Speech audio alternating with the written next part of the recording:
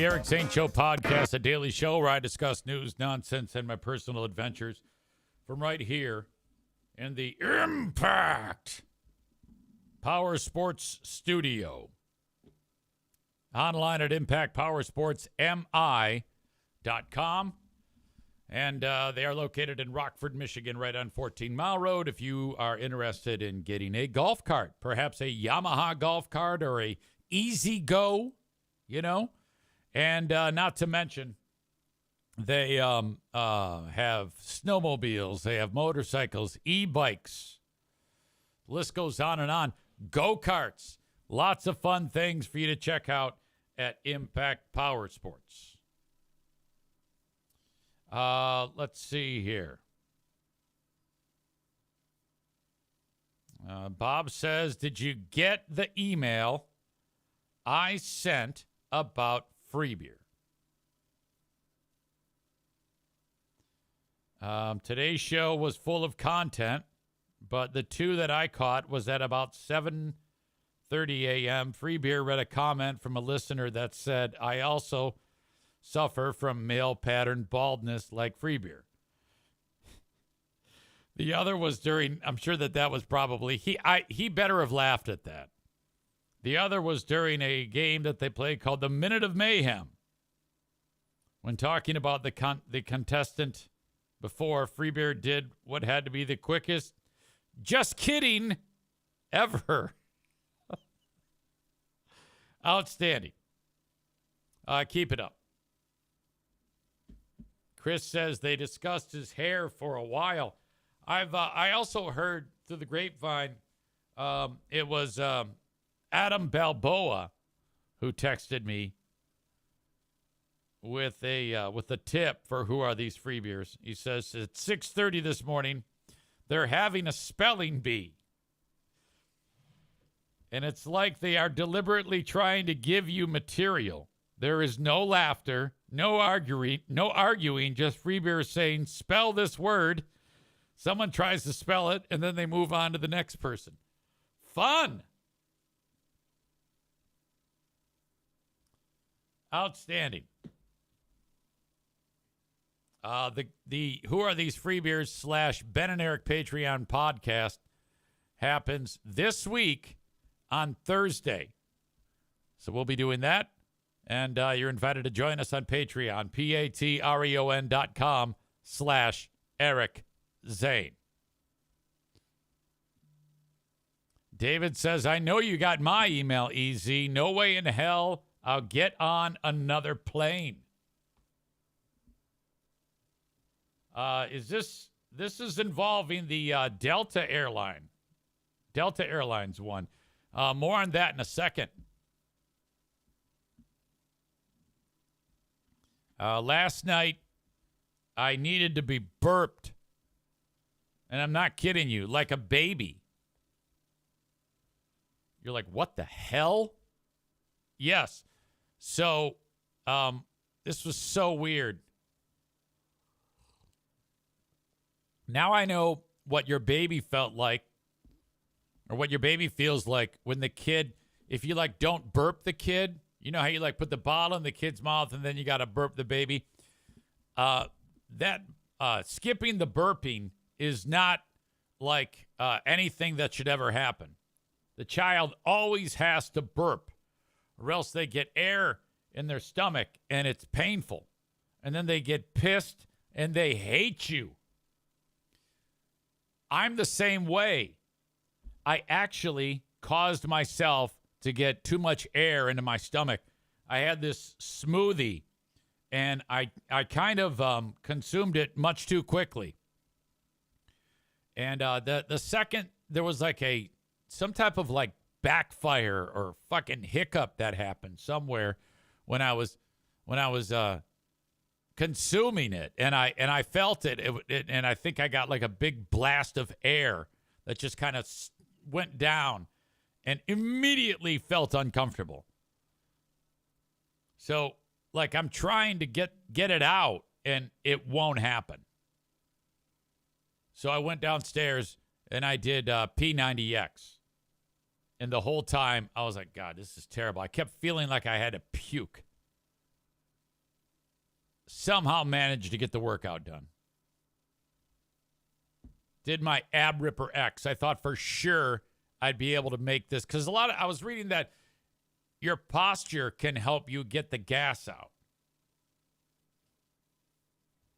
Now, this is right at the start of my digestive system. It's not like mixed in the colon so that I have to fart. It wants to go up. So I go, walk into the bedroom. I go, hey, and Pooh Bear's laying in bed. I go, I need your help. She goes, what is it? I go, I need you to burp me like a baby. And this woman could not stop laughing. So I get on the floor and I lean on her a little bit and she's patting my back. There. Come on. Where is it, big guy? And I'm just sitting there like this and I can feel the air bubble moving. I shit you not. And then out of the blue, oh my God. Life-changing. It was such a relief. She literally saved me from a night of agony. I was like giving myself colic. I was going to become a colicky baby. It worked. Hey, you laugh. It worked.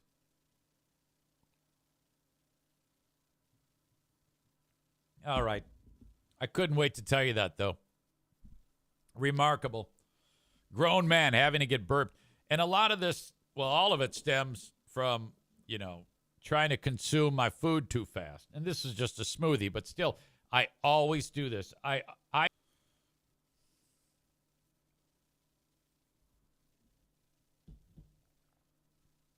He was frustrated. And he gets so pissed off at these dogs that one day, I'm actually afraid to leave him alone with them. And I guess I come walking into the kitchen and he says, I tried to feed the fucking cat and Darla was all pissed off and wouldn't let the cats eat. And he's just pissed. So I just look at him and I go, oh, no big deal. I'll do it. Yeah, just dogs being dogs, cats being cats. Just grunts, walks away. Today, he comes walking up, and this is just before I started the show. And it's the same question as I get every day. Are the Gold or the Griffins playing this week? And I said, yes. And he said, are they? And I said, yes, again. And then I'm about to tell him, he goes, when? And now he wants to know, so I'm going to give him a clear, concise answer. Now, I want it to be just laced with sarcasm, but I don't do that. And the second that I start to tell him the days of the games,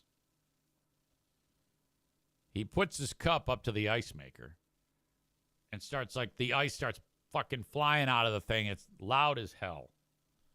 He doesn't hear anything I say. So I go, Wednesday, Friday, Saturday, Sunday, Monday, believe it or not. And then I realize that he's not even listening to me. Justin is here. He says, good morning, Easy and everyone. Cleaning snow off the sidewalks downtown today. What downtown again? Is that Kalkaska? Someplace way up there in the Northland? Yeah, way up north in northern Michigan. It's just been Charlevoix, I guess. Okay, that's a fantastic place. It's just been nuts with the amount of snow that these people have been getting. Quite a bit. Cold as hell where I am. We've got temps about 0 today to start the day. Hard to believe that we are now inching our way towards spring. I mean, here we are, the 18th of February. And then once you get into March, though, then you're like, because isn't that the month where they say in like a lion, out like a lamb?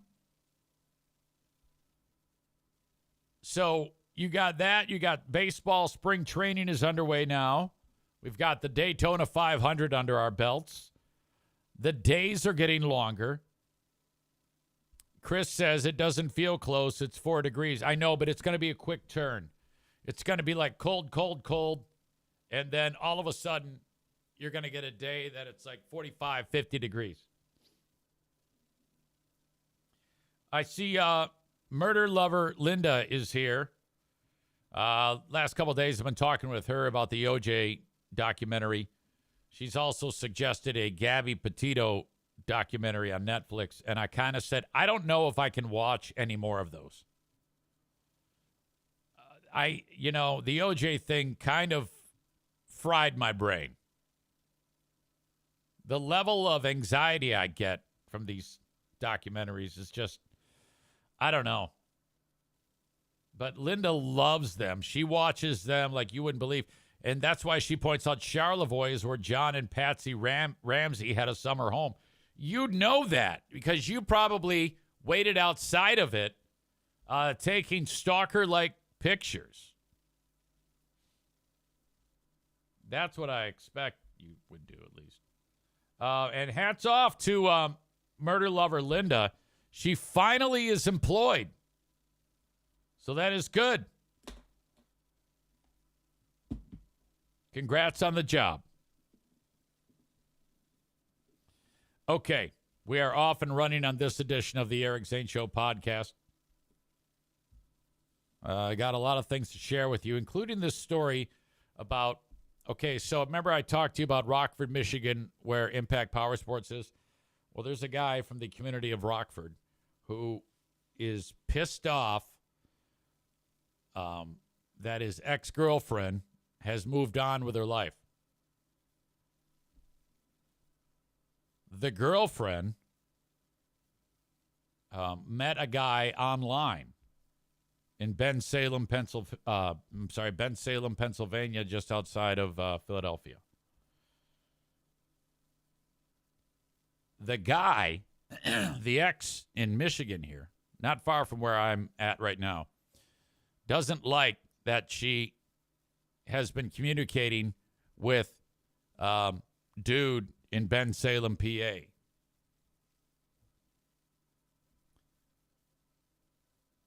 But he has no say in this. She's moved on. He has not. He drove to Bensalem, Pennsylvania, to where the guy lives.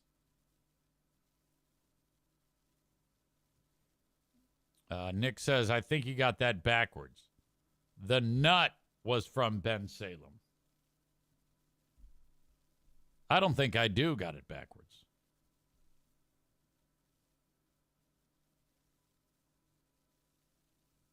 What the hell are you talking about? Look at the headline, dick.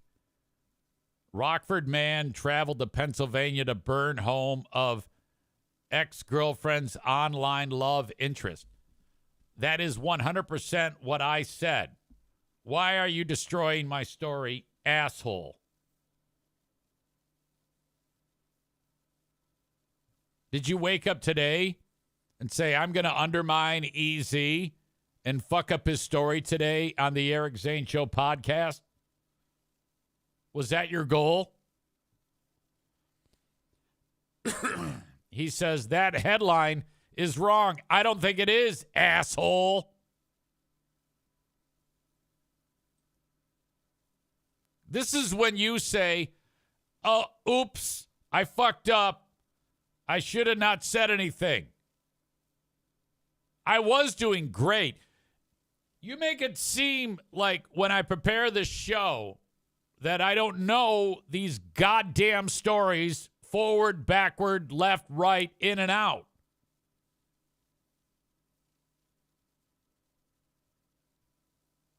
What the hell is wrong with you, you fucking idiot?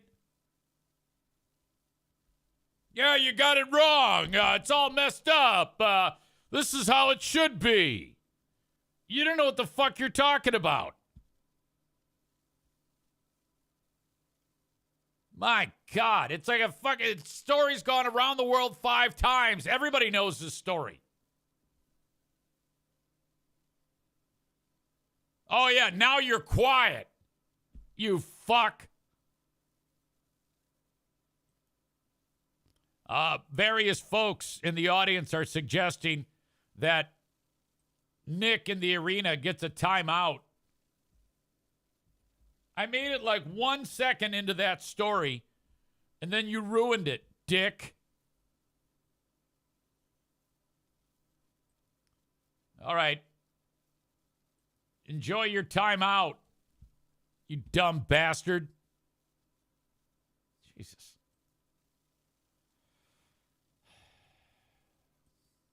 Anyway,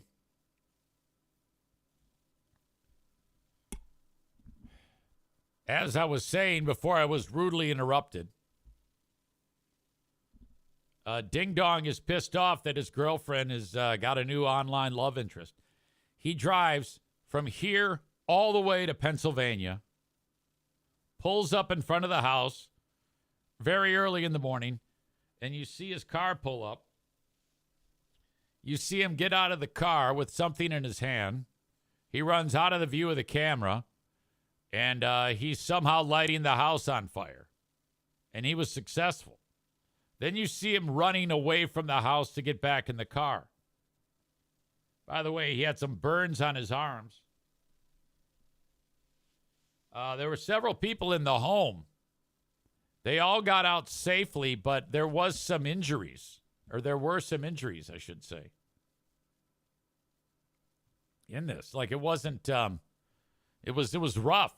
The fire completely engulfed the 2-story single-family home, resulting in total loss of the home, and two of their two dogs died. The 6 adults were taken to the hospital after escaping from the house, some of whom jumped out of a second-story window to escape the flames. Idiot had an incendiary device, as seen on the video footage. Now, what's next is a perfect example of why it's nearly impossible these days to get away with anything because of how pervasive cameras are. There was a camera on the house that could see when he pulled up.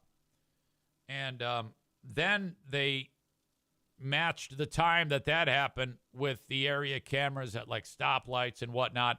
And they could quite literally watch him travel from where the blaze was, the various intersections locally. They see him get on the interstate, like there's plate readers. And, there's various tolls you have to go through and shit like that.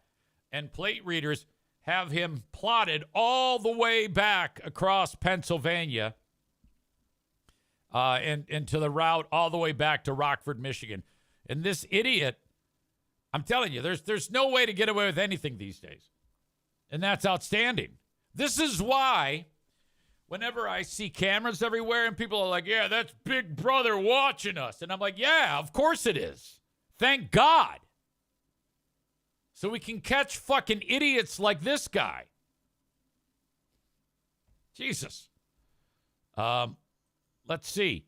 Detectives used the intersection cameras to spot the Volkswagen Passat with the Michigan registration. It came back to Brian Jones of Rockford, Michigan.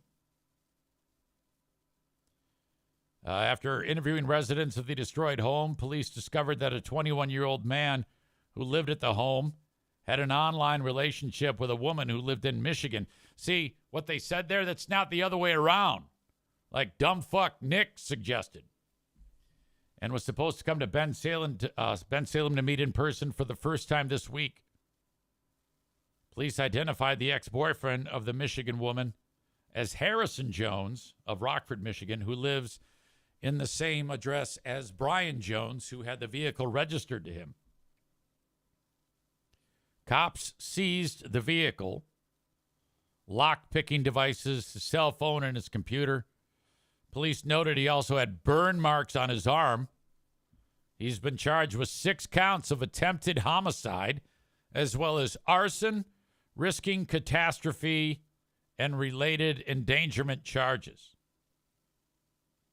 He was arrested by deputies with the Kent County Sheriff's Office and is awaiting extradition back to Pennsylvania, the police department said. Nick, am I getting any of this wrong? Is there anything that you want to go over in your notes about this story that I might have botched? I don't think so. It's pretty much perfect. But if you want to go ahead and maybe like fact check what the fuck is going on here, totally up to you.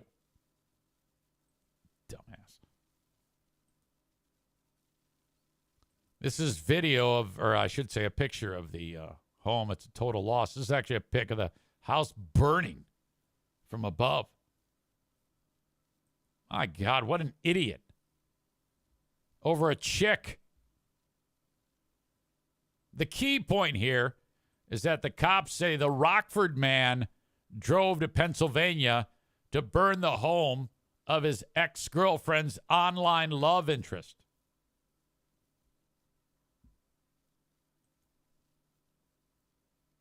Jeremy says, did he at least get the girl back? I don't know. Maureen says to Nick, Nick, let me welcome you to the Maureen and Chris ×2 podcast. By the way, Amanda and murder lover Linda are aggressively excited about the upcoming podcast I'll be doing with them. I haven't yet established a date to discuss American Manhunt, O.J. Simpson. Now, these two, I'm more doing it for their benefit, okay? Because they love this stuff so much. I think it's pretty much their time to shine. That's how excited they are about this, because we all know how anything murder-related, that usually makes Linda quite moist. And I think the same goes for Amanda, too. So look forward to that. Folks, if you're watching the show on Facebook or YouTube, I'm going to kick you out.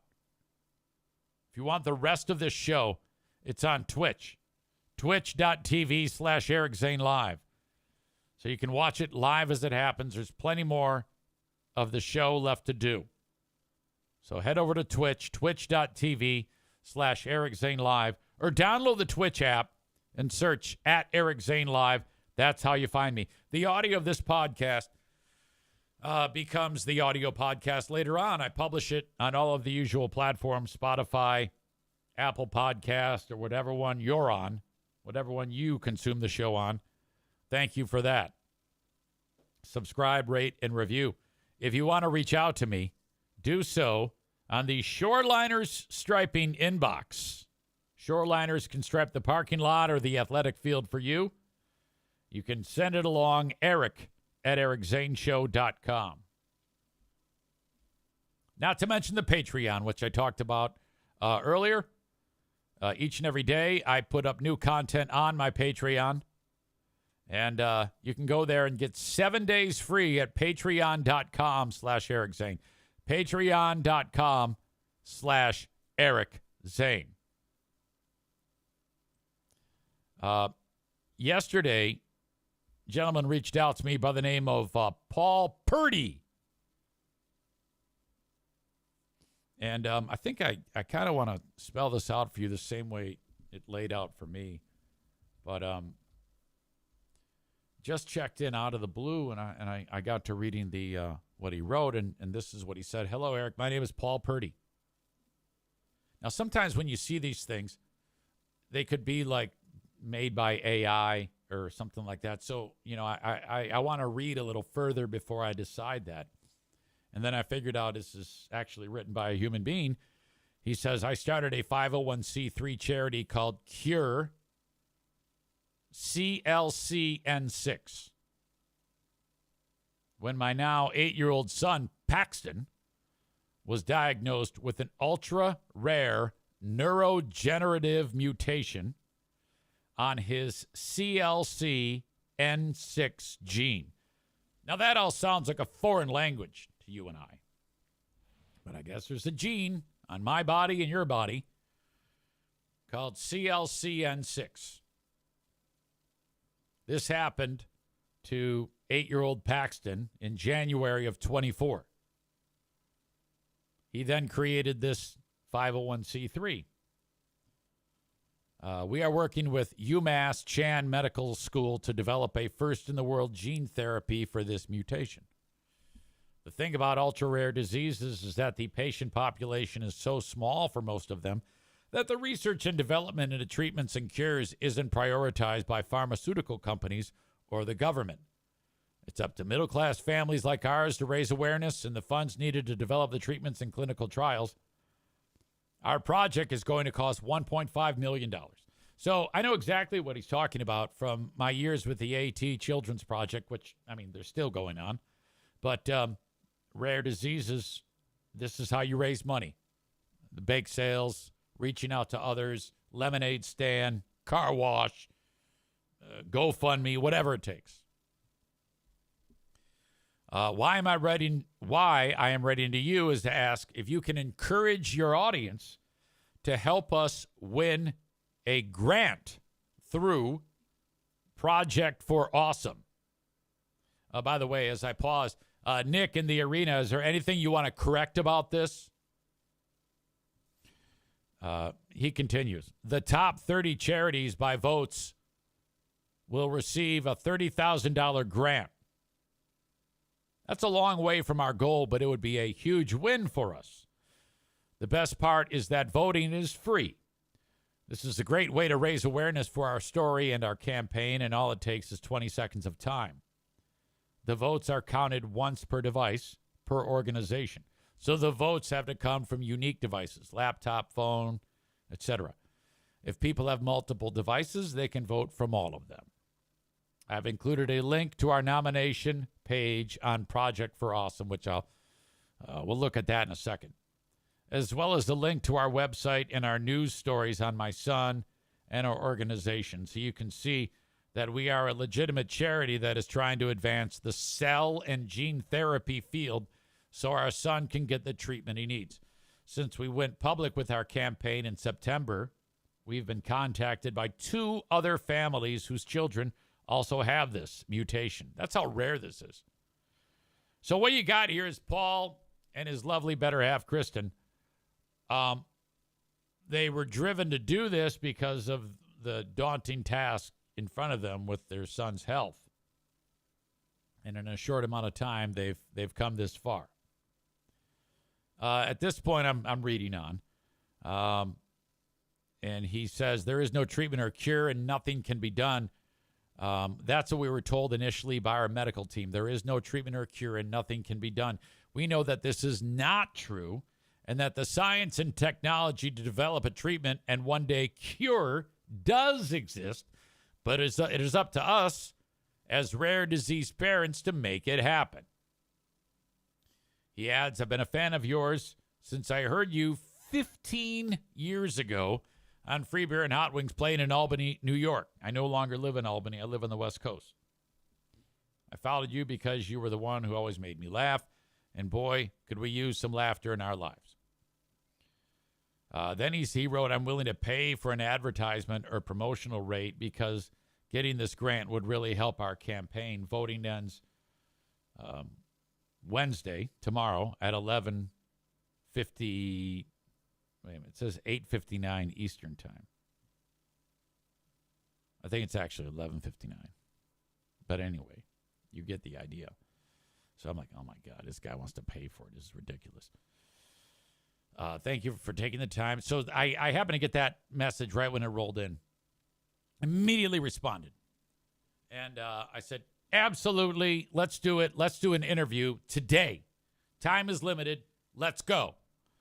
And when I talked to him, and I did interview him, and I posted it on Facebook, and I also posted the audio podcast. Maureen says Eric can post the links in the chat, but we can't, Chris. And I will get to that. That is coming up. But yeah, there's Chris and I chit-chatting, and the interview is all there. So click on Project for Awesome and vote for Cure CLCN6. So I am right now going to include the link in the chat of this show. And when you click on that, you'll like scroll down a little bit.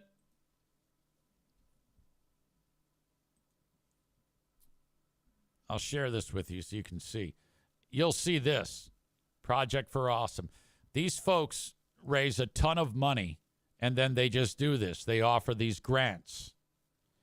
So from there, you scroll down. Nomination for Project for Awesome 2025 Cure CLCN6.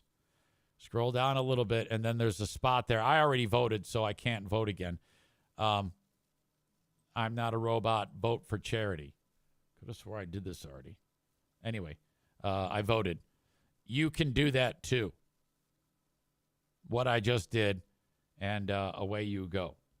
So if you're watching the show right now, there you go. And then I'm going to include this in the audio links when I post the audio podcast. And if you could, click on that and vote as well. Trying to get these folks a $30,000 grant to help them along. While I have you, I might as well share famous Holding TV on to station, hope for a little boy in Southern California did a story about these folks. Let's check that out. I understand that this isn't like a bunch of laughs, but I mean that's kind of like my brand. I like doing things like this, and I like being an asshole. But this is definitely full on Eric Zaitunian here, not Eric Zane. Holding on to hope for a little boy in Murrieta with a rare genetic mutation. Paxton's parents say a gene therapy and clinical trial could help their son, but it costs millions of dollars. Yeah, now they're trying to raise the money to help their son and others. Our Nicole Comstock has their story. What's up? Where do you want to walk to? Mommy? Come here, buddy. Paxton Purdy is the sweetest little 7-year-old. No matter what he's going through, no matter how many seizures he has or what a hard time he has, he is always this sweet, loving boy. His parents say he has an ultra-rare neurodegenerative genetic mutation on his CLCN6 gene, a chloride channel in his brain that greatly impacts his central nervous system, causing autism, severe epileptic seizures, and affecting his ability to walk and talk. And we're just trying to put all of our anxiety and this kind of dread, we're just trying to put it into some kind of tangible action, into raising awareness and ultimately raising the funds so that he can get this treatment that he needs. But getting that treatment, creating a unique gene therapy for Paxton, and funding a first-of-its-kind clinical trial at a university is truly like shooting for the stars. So about $3 million is our price tag. Paul Purdy says Paxton's specific mutation has never been studied, meaning the gene therapy is experimental. While the technology is still in its infancy, they say a similar gene therapy has proven to be successful. So they're reaching out to the community, to the world actually, to help raise money for what Paxton needs. I can't even describe that feeling. It would mean everything to us, yeah. So my hopes for him, that he'll be able to regain some of his skills. He'll be able to walk again independently, be able to feed himself, regain some of his speech, that he can live a long, happy, healthy life. But this isn't just about Paxton, they say. It's also for the advancement of gene therapy to help others. You know, as a parent, like, once you get equipped with the knowledge that, like, there is something that can be done, the technology exists to develop treatments and one day even develop a cure, like, we're not resting until that happens. In Murrieta, Nicole Comstock, KCAL News. Well, Paxton's family says they would love to connect with other families who have children with genetic mutations. They tell us teaming up with another family might actually help them get their trial. Yeah, and we have more information on our website, kcalnews.com. You'll find links inside this story online. Okay, so that was published a few months ago. So that's it. You know, this all unfolded yesterday. So it happened very, very quickly. Paul was kind of like, it all happened so fast that he was like, had to process it. But we got after it because it's very important that this gets out, because we only have until tomorrow to get these votes in for these folks. So it just takes 15, 20 seconds of your time to vote. That's all we're asking for here. So I said to him, I go, buddy, friends for life. Let's keep in touch. Let's keep this group that I have here updated on what's going on with you. And we'll take it as it comes. And great job reaching out. I'm so glad you did. I've got a real soft spot in my ridiculously stupid heart for scenarios like this, as you well know. Now I've got another person to visit when I go to see Jeffrey in Los Angeles. That'll be awesome. So God bless the Purdy's. Thinking about you folks. It's nice to have met you, and I'm excited about how we can get after this. And thanks to everybody in the audience who voted.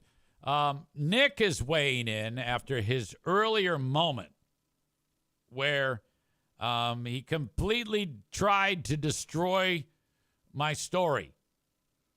I don't think he said, hey, I'm going to go and make up lies, but he gave absolutely wrong information about the story about the guy who traveled to PA to destroy the home of his ex-girlfriend's new love interest. And he goes, no, you got it backwards. It's this person was here. And then I'm like, no, that's not true, you idiot. Maureen, or Murder Lover Linda says, Nick, our resident expert on rare diseases and arson cases.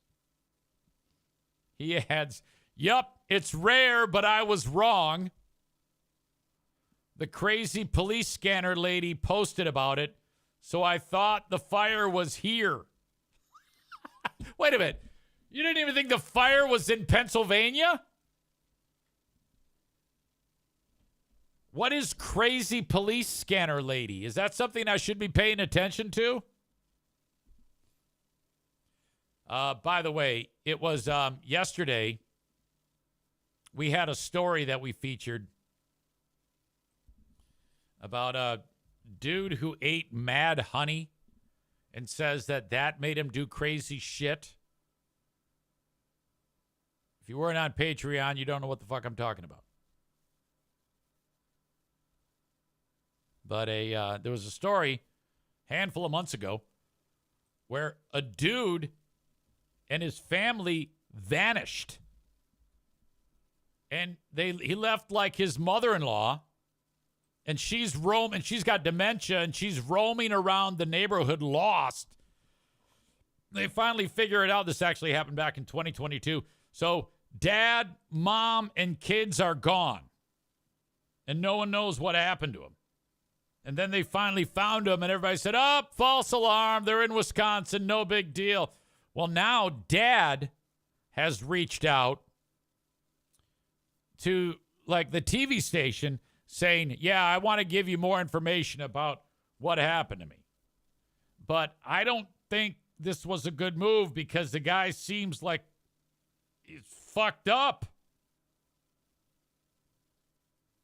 I'll get to more on the story in a second unless Nick wants to ruin it. But Brian says Mad Honey Dude knew exactly what he was ordering when he made up this grandiose story when it went awry. And he wrote, I'm not entirely convinced he wasn't planning on murdering the family and blaming it on Mad Honey. You're like, what the fuck is Mad Honey? Let's get into it. I know I played it on Patreon, but this is worth it. Susan Samples, are you kidding me? Let's do this. Some police protection immediately. Okay, for what? It is a vital national interest. It was a mystery that began with an unsettling 911 call and turned into a cross-country search for a missing family of 4. Tonight, more than 2 years after a vanishing that made national news, Target 8 has the inside story from the Fremont family that lived it. The Soriglianos sat down with Target 8 investigator Susan Samples to talk about a father's psychotic break and warn West Michigan about the sweet treat that they believe triggered it.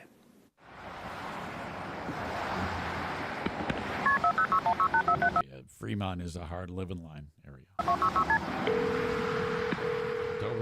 16th, 2022, 12:40 a.m. Nuevo County 911. Yes, hello. This is Anthony John Sirigliano. Everyone is okay, but I need some police protection immediately. On the line, minutes after midnight on an October Sunday in 2022, an almost eerily calm Tony Sirigliano.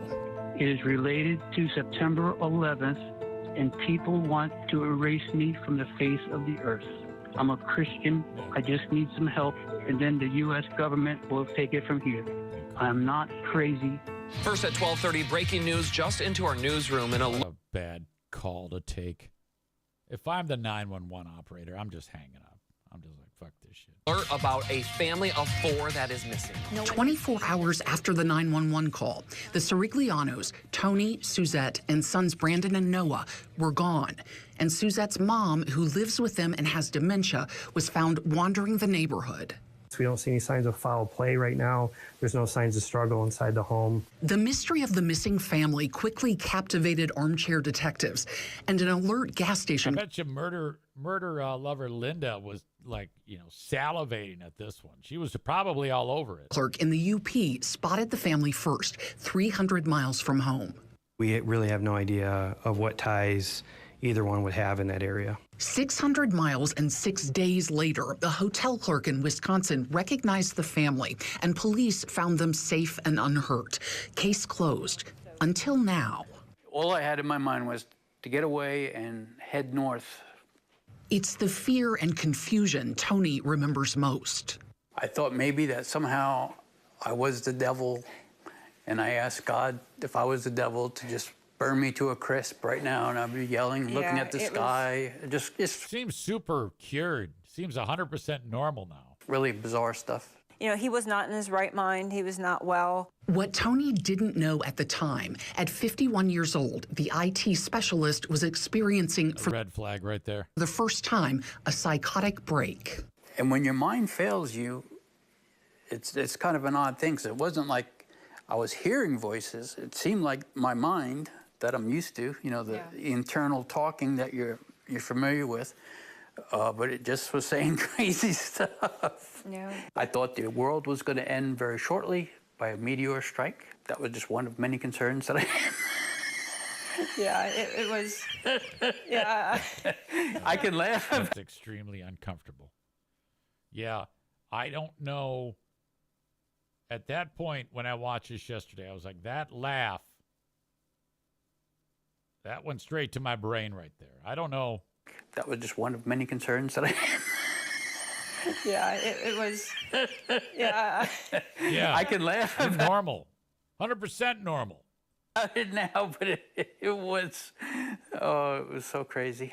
The Siriglianos reached out to Target 8, hoping to help illuminate a subject that desperately needs it, mental health. But there's something else, too. Here is the infamous jar. A couple months before the Siriglianos fled, Tony bought raw honey online. When I ordered it on my mobile phone, I couldn't really read the letter, and it looked like something I had purchased before. It wasn't, but Tony didn't realize that right away and said he started adding the honey, a teaspoon or two, to his daily yogurt. I didn't feel very good. I was having heart palpitations, and I thought it might be the honey. Tony said that's when he noticed the Russian label, not his regular brand, and came across something online called Mad Honey. It's produced when bees feed on toxic nectar from rhododendron plants, mostly in Turkey and Nepal. Mad honey is known and prized for its showing the drunk bear intoxicating effect, especially since the social media debut of this super chill honey drunk bear in northern Turkey. In people, mad honey poisoning is hardly ever fatal, with symptoms ranging from low heart rate and blood pressure, confusion, agitation, vomiting, dizziness, and in very rare cases, and only at high doses, hallucinations. I think this was about half empty. Okay, so the Pooh Bear here eats all the honey, and then he goes bonkers, and says, yeah, the honey made me do it. We dumped it out. So I had that much of whatever it was. The honey Tony bought was sold as regular raw honey, not mad honey. Susan Samples wants to say this is all bullshit. Its distributor told me there's no way the honey, which he The said only reason why Wood TV did this story is because they know this guy is must-see TV watching this dude talk. was imported from Russia, was contaminated with anything. The FDA told me it had... What type of idiot goes and buys raw honey from Russia when he can go to Aldi and get it? Never had any complaints against that business. The Siriglianos are not convinced. And that's when the problems began, you know, and it really started, I guess, building up, and started having a lot of unusual thoughts, very vivid dreams, just strange behaviors. My poor wife went through a lot. Was this just terrifying? I mean, what No, it was fun. what's going through your mind during this? So there's nothing wrong with her, but she went along with it, you know? Like if I said to my wife, Pooh Bear, there's people trying to get us. It involves 9/11 and the government. Let's go. And I packed her up and the kids in the car. We wouldn't even make it to the car. She would just beat the shit out of me. My God. Yoda World says probably needed something to go with his Chernobyl cranberry juice. Chris says that's when he noticed the Russian label. Yeah, how could you not notice the Russian label? Let's see. Justin says if he was eating a bunch of honey, the UP is probably the last place you should go considering all of the bears. Mental health advocates don't want them as their spokespeople, says murder lover Linda. David says that's the laugh of a nut job. Yeah, this just sounds like a horrible situation from beginning to end.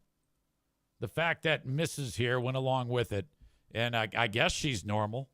Oh, I knew that it was definitely some craziness I take it back. She's not normal. happening with him, and you know, we were just trying to figure out the best way of trying to get him help.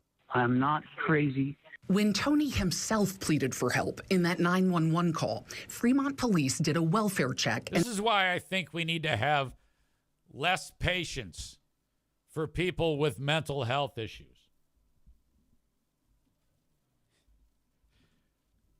I think we need to start having a little bit of a heavier hand with people. You know, I mean, it's been years now that you can say and do whatever the fuck you want, and everybody's like, oh, yeah, he's got mental health problems. Let's help him. I think there should be some type of, like, code red you can do when this happens, just to see where that'll take us, because obviously the light-handed approach isn't doing anything. And determined the Siriglianos were not in imminent danger. Tony disagreed. And I was reading Revelation, which is, you know, pretty heavy stuff, and just misinterpreting. And besides people trying to kill me because I knew something about 9/11. One day after Tony's call to 911, in the middle of the night. And all of a sudden, he turned over, and I kind of opened my eyes and looked over at him. He turned, his eyes popped open. He looked right at me and said, we need to leave now. Okay, so if I'm laying in bed and I say that to Pooh Bear, my nose is busted. She's going to punch me right in the face. And then I'll go, oh, sorry. At least the kids seem like they're normal. We need to leave now. She woke me up like at 3 o'clock in the morning, and she said like we had to go. Suzette said she never felt threatened by Tony. Neither did their sons, Brandon, 21, and Noah, 17. When Suzette's mom, who had early dementia, refused to leave with the family, they reasoned she would be okay at home because Tony's mom would be stopping by soon. Tony insisted they leave their cell phones behind to prevent tracking. That's why Brandon tried to use the phone at that UP gas station. He wanted to call Tony's mom because he missed her. He didn't know you had to press 1 before the I put the phone number in so it didn't go through. The search is over for a Fremont family. 1 week after the Siriglianos fled their Fremont home, a Wisconsin hotel clerk recognized them from the news. Suzette and the boys were relieved. So, by the way, this all happened. We're watching this because Dad reached out to the TV station and said, I got news about Honey. You're gonna find it. No one has thought about these people since this story went away. Don O on the Patreon said this should not have happened. They should not be doing this story right now. It's almost like Wood TV should have had a mercy thing. I'm a little bit surprised. That just goes to show you that, in my opinion, them agreeing to do this story and put it out there, they're not doing the family any favors. They should have done them a favor and chosen not to do this story. Unless if this is their way of doing like a wink, wink, nudge, nudge. Hey, look out for these folks, which maybe I don't know. I would have to talk with Susan Samples myself about what the intended outcome is what you hope for. Because I really, really want to go back home. We need to get home, and he needed help. I was institutionalized for about 3 weeks. Tony was put on antipsychotic drugs and then court-ordered. Wait a minute. I thought it was just the honey. What's going on? To 6 months of outpatient counseling. In his discharge summary, Newaygo County Community Mental Health reported Tony had been safely tapered off antipsychotic meds, has had no additional episodes, and no longer meets the criteria for severe, persistent mental illness. The report also noted that Tony had suffered what appeared to be a psychotic break triggered by the overconsumption of Mad Honey. So they are actually saying it has to do with the Mad Honey. Contained brain-altering neurotoxins. But the psychiatric hospital... This is like a promotional piece for Mad Honey. I wouldn't be surprised if all of you jackasses have already added it to your Amazon wish list right now. Hospital where Tony had stayed reported a different diagnosis, bipolar disorder. Okay. Though Tony notes the hospital so spent... different hospitals or different professionals saying different things. Very little... One saying Mad Honey, the other's saying bipolar disorder. ...time with him compared to Newaygo County Mental Health. Mental health diagnoses are complex. Dr. Bibhas Singla is a psychiatrist at Pine Rest, not the facility that treated Tony. Singla said paranoid delusions are a common symptom of mania. And a lot of bipolar disorder can first present with mania, and then mania has paranoid delusions as one of the symptoms as well. The Siriglianos said they'll never know for sure. I don't believe that this guy was like 100% normal prior to the Mad Honey. I think that prior to him putting the Mad Honey in his yogurt, if you had talked to him, you'd be like, what the fuck's going on with this guy? What caused Tony's psychosis? They dumped the honey when labs told them toxin testing would cost thousands and might not work anyway. Tony is back to working full-time in IT. Please, I hope he's a stay-at-home employee, like works from home. If you work with Tony, I need some information. I need more information on this guy. And everyone's doing fine, including Suzette's mom. We're very thankful that the neighbors did step in and things worked out as they did, and she's doing well, and we're doing good. Well, they just left it. So Suzette's mom is there. That's another thing that's crazy because Tony says to Suzette, we have to go. Leave everything here. Your mother's fine. And they just leave this dementia patient, and Suzette's like, okay, that sounds like a good idea. I'll follow you through hell or high water. You idiot. Tophus says, is Mad Honey code word jerking off in someone's cheeseburger? I don't know.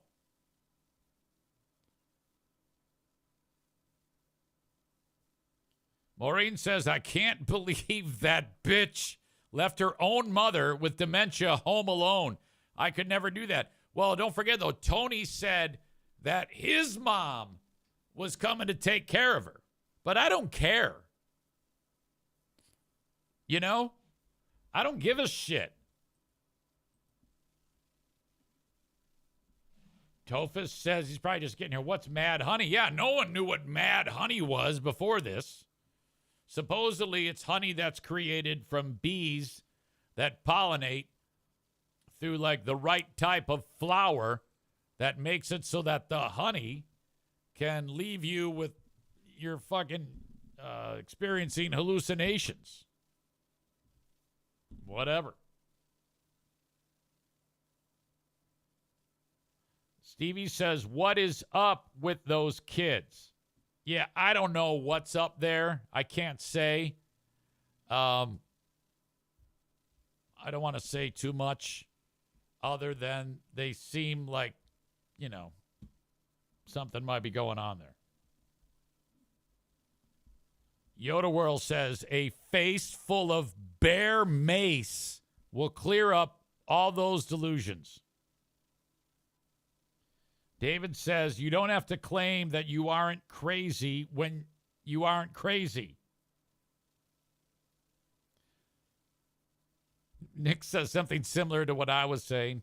If I ever tried pulling this, my girlfriend and daughter would have told me to go fuck myself. David says this guy should be asshole of the day. Well,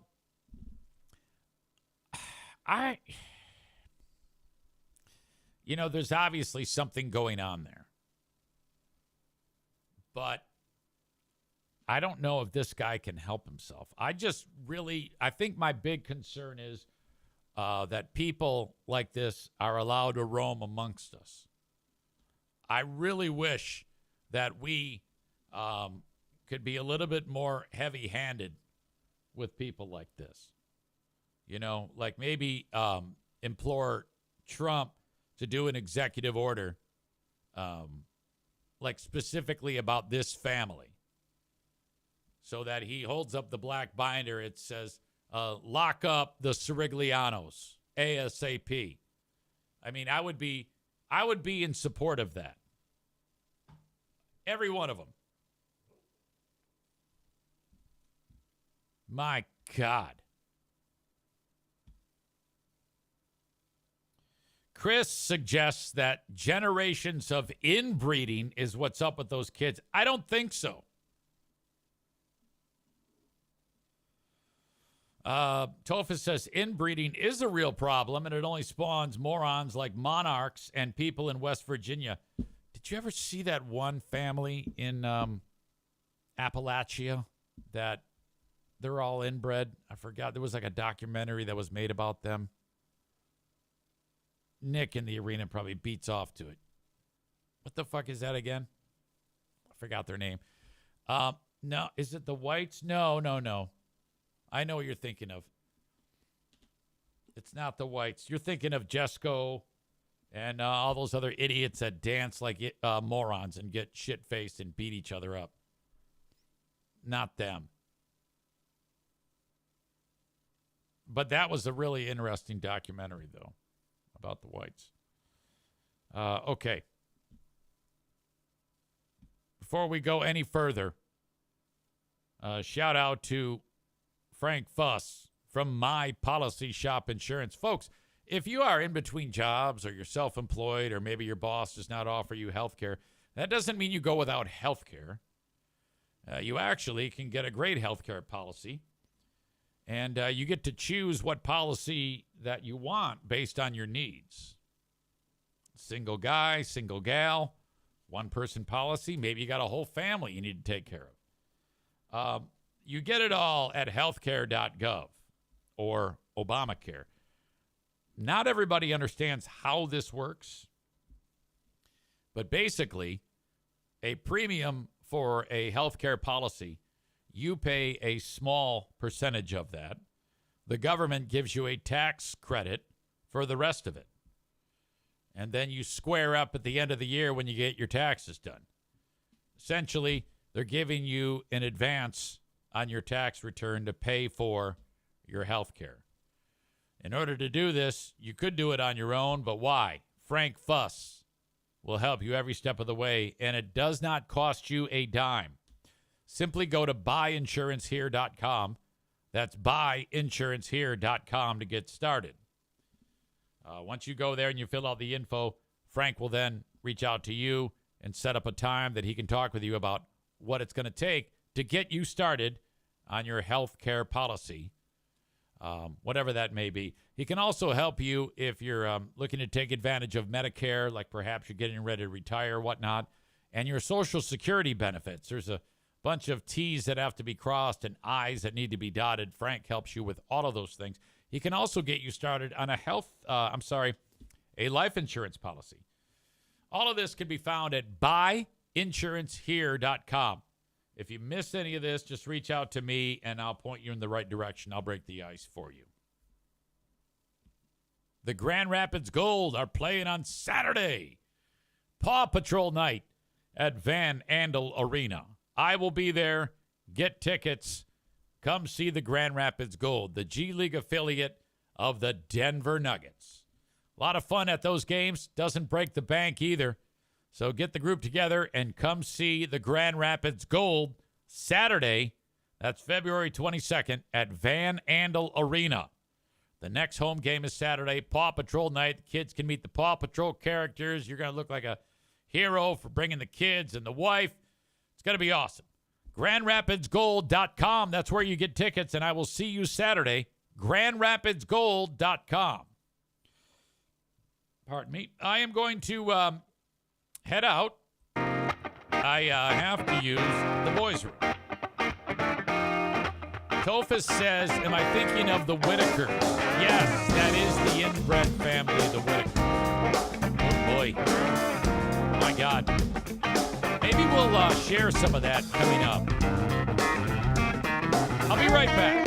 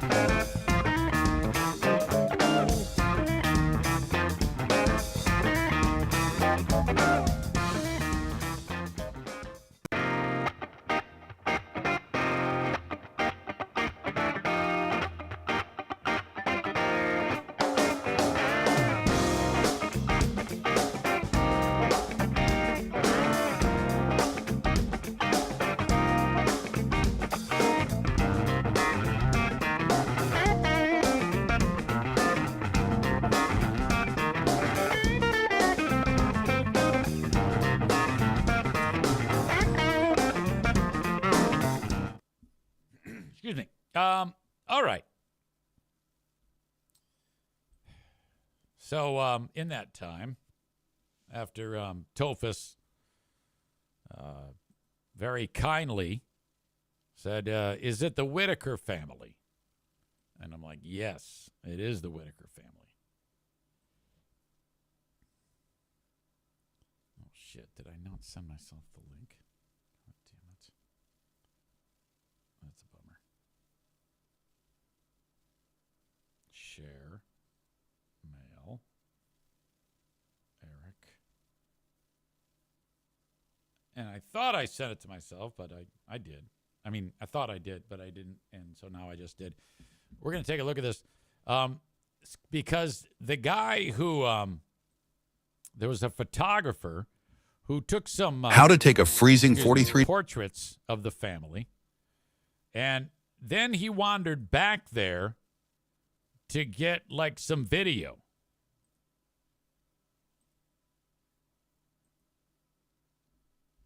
It says, I first photographed the Whitaker family for my first book, Created Equal, in 2004. That visit was interrupted by an angry neighbor with a shotgun who threatened to use it if I didn't leave the Whitakers alone. After explaining what I was doing, he calmed down and allowed me to photograph the Whitaker family. The two portraits shown in this video are from that book.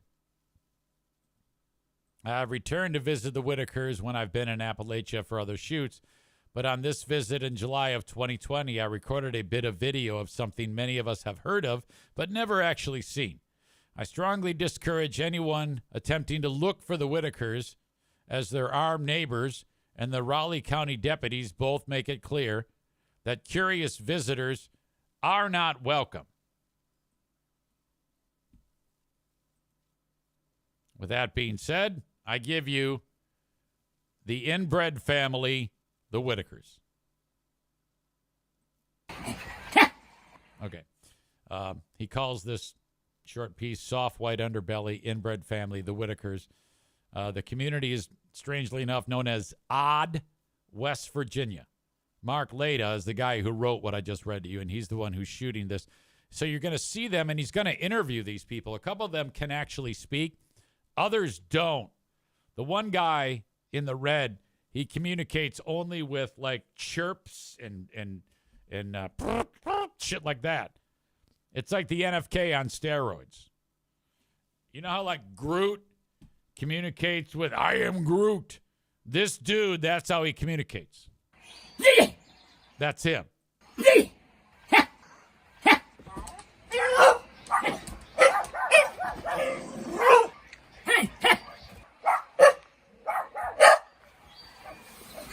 I think he's talking to the dog.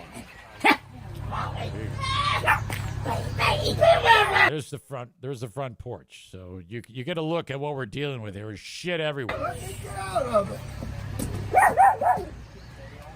Okay, that guy in the red, that's the dude that makes that noise.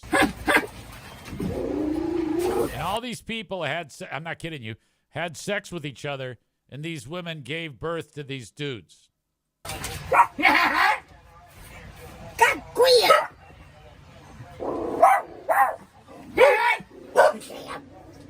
So what are your names? It's Ray, Lori, Timmy. I'm sorry. Who's this? His name's Ray. Ray. I remember Ray. I photographed you, Ray. Do you remember? Years ago. So he is there. And your name is? Lorraine. Lorraine.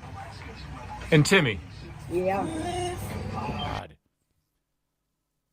This looks like the Zaniacs. Now, you guys grew up here in Odd, West Virginia.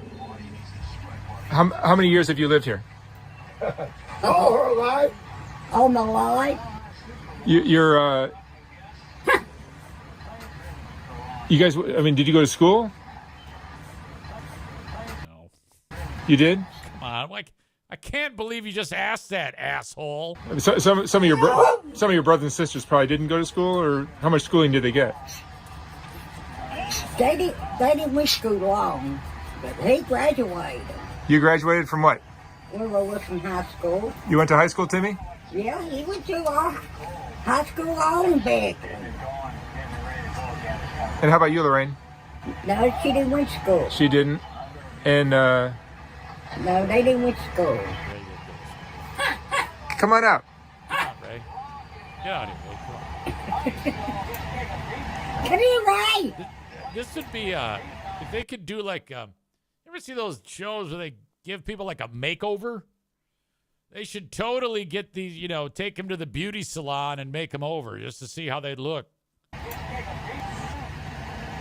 dog is like the most. There's two dogs. The dogs Ray, tell me about your family. All right, this is like I'm starting to feel sick. Tophus says, poor dog, somebody rescue the dog. Maureen says, Timmy was the valedictorian of Odd High School. Nick says the dog has the most advanced brain there. Tophus says Ray is the bad boy of the bunch. Maureen says it looks like the homes I visit in Flint. Yep. Stevie says, I've seen this. It's eye-opening. Yeah, I imagine, if the old Zaniacs were here, they'd be turned on. David says these people need to be removed from society. They're not in society.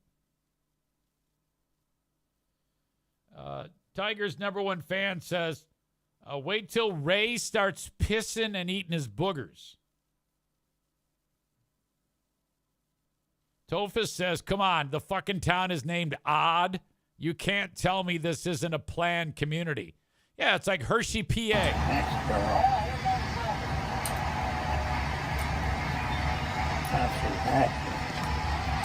This guy needs to do a better job of it.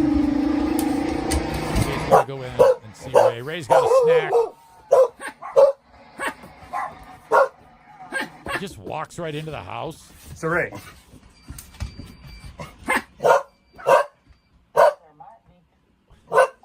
This guy doesn't know what to do. First of all, he's asking him questions, knowing full well that Ray is just going to go, Physical, financial needs through people. And there could be multiple things happening, That's but the don't picture doubt. that he shot. Those are the boys. This one actually has drool hanging off of his lip. This is so fucked up. My God. How old? Were you? Tell me, how old are you?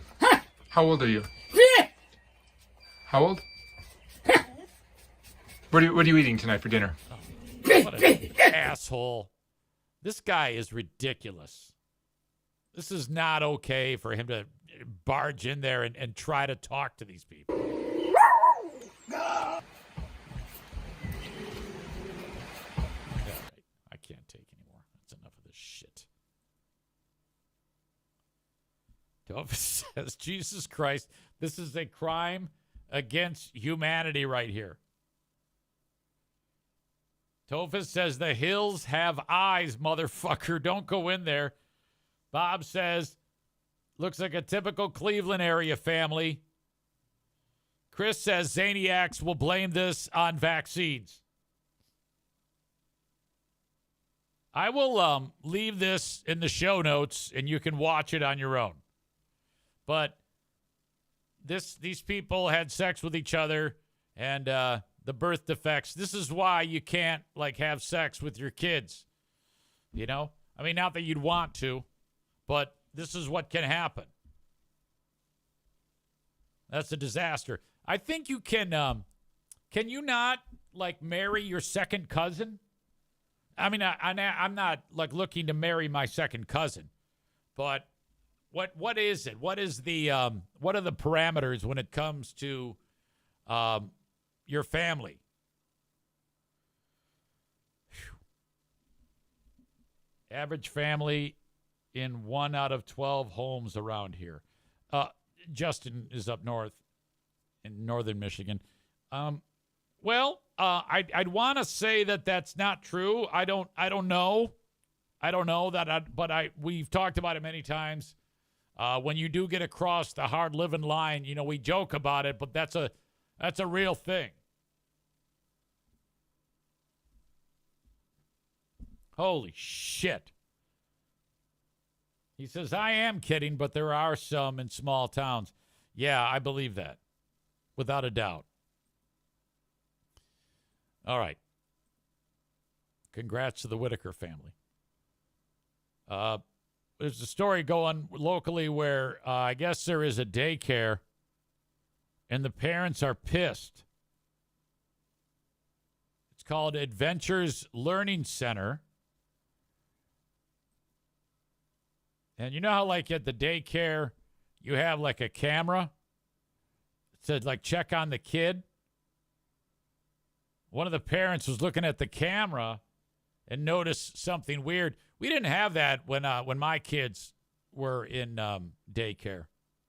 Frankly, I'm glad about that. I think that would just make me into, like, kind of like a worrywart, always wondering what's going on. But I guess at this daycare, they were spraying melatonin. Like it's nap time and you lay down and the kids lay down. Hey, it's nap time. I guess there's some product that is you spray it on and it's melatonin. And I guess the theory is that it makes the kids wanna rest. And somebody saw that and lost their fucking mind. Michigan daycare worker who sprayed melatonin on kids' sleeping bags said it did not occur to her that she needed parents' consent. It happened at Adventures Learning Centers in Caledonia on Broadmoor. Target 8 investigator Susan Samples reports a parent spotted the worker using the spray on the center's live camera. Susan?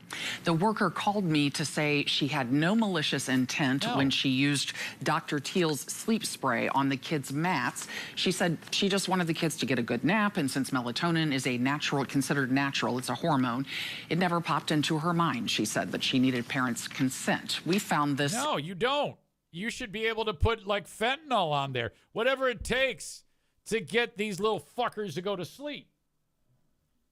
Okay? Not permanently, but, these kids are assholes, all right? And they go around and they make everything fucking difficult for everybody in the goddamn place.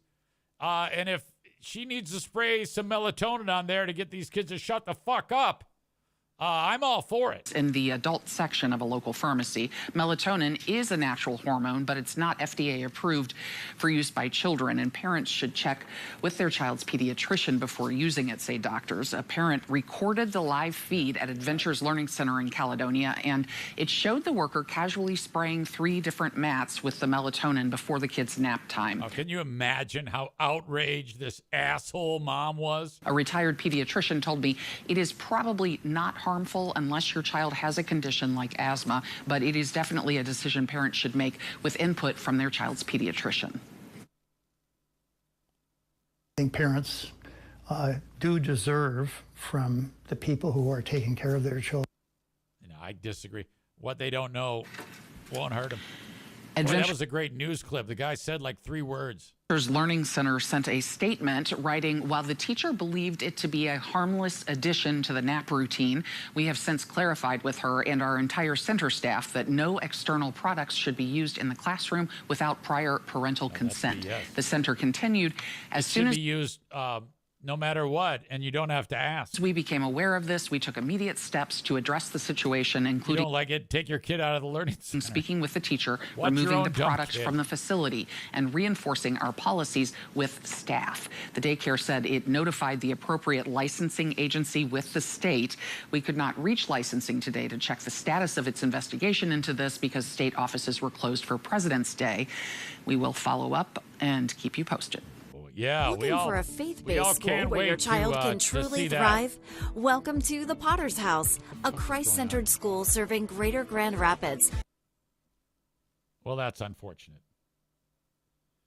Maureen says, what if someone had an allergy or something? Yeah, what if? I don't know. I haven't heard about too many melatonin allergies. I think nowadays everybody has an allergy to everything. Isn't Trump, like, speaking out against people who have peanut allergies? Isn't that a thing? Like, he has made it so that if there's like a, you can't take peanuts to school because people have peanut allergies. Trump is making that so that that's bullshit. I think that was part of his when he like started his 4 years. I think he said that he is against people who have peanut allergies, so that if you have a peanut allergy, you are other kids are now encouraged to go to school and like blow peanut dust into the kid's face. Tophus says peanut allergies can kill, though. Jeremy said only the weak. All right. So that's the end of that stupid story. You know that, again, the parents nowadays, they just lose their shit whenever anything happens to their kids. I remember when we were in school, they had to retar the roof. The school year started as a flat roof, Wilkerson Elementary, and, you know, in September, it still gets pretty hot. There's no AC, so the doors are open, the windows are open, and all these fucking Mexicans are on the roof with the hot mops tarring the roof. And we're there, literally, the tumors are growing on our balls from all the carcinogens that we're sniffing in the classroom. Like, oh, my God, fucking terrible, trying to learn. Oh, Jesus Christ. Nowadays, if you spray melatonin on a mat, somebody's going to have a heart attack. Wouldn't surprise me if someone's going to sue for like $100 million now. Tophus says, my girlfriend's kid has a peanut allergy, and he almost shit the bed because of peanut dust. Yeah, you don't want that. By the way, I never did get rid of our Facebook and YouTube audience, so I'm going to kick you guys out. Thanks for being here.